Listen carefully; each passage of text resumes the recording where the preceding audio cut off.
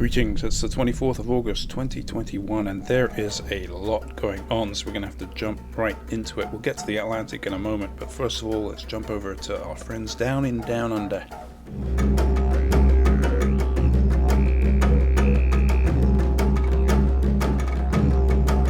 Well, the Australian East Coast cyclone we were looking at in the previous video has spun up pretty nicely. The circulation has become well visible in the radar. You can see it wrapping up quite well.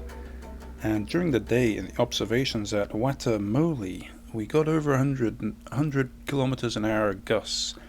Difficult to know what the wind speeds are in this thing. I checked the scatterometer, but no passes that I could see. Anyway, the model indicates 51 knots is a pretty decent tropical storm. I'll put it down as beta class on the cyclone scale, a beta class Australian East Coast cyclone.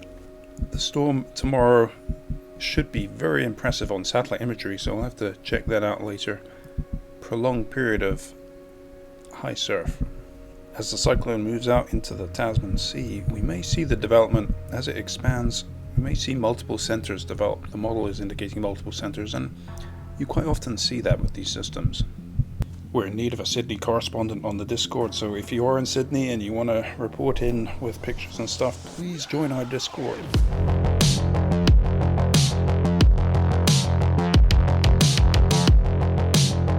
Henry made landfall as a damaging tropical storm, taking out the power in many areas. The NOAA satellites people got this loop, and it seems that lightning struck one of the tallest buildings in New York City.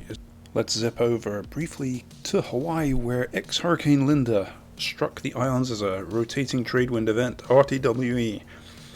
Pretty uneventful, but there are a few thunderstorms you see popping up off Molokai and northern Oahu.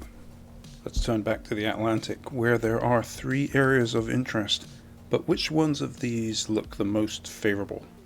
I actually have no idea, so let's have a look at the models. Here is the GFS, and these are our 3 areas of interest, very roughly, and it looks like it's the 2 ones to the west that are over the medium term, possibly going to develop, at least in the GFS model. We've got the 2 systems here and here, and that one goes into the Yucatan, the developing tropical cyclone. And then we've got this one quite far north in the middle of the Atlantic, wandering around, stationary. So another problematic storm possible in the Gulf of Mexico, heading towards, actually, in the GFS, it does go in towards southern Texas and northern Mexico, and the timing, that's August 31st. There is also action in the East Pacific and with Marty over here, but it looks like Marty is going to peter out and die, but it's the second storm off the Mexican coast down here. It looks more interesting. In the European Center model, it does pick up and become a tropical storm strength system, pretty large, and possibly into a hurricane. So that'll do it for the moment. As we take a final look at the Australian East Coast cyclone, it is wrapping up pretty nicely as the night continues. A stormy one for Sydney over here.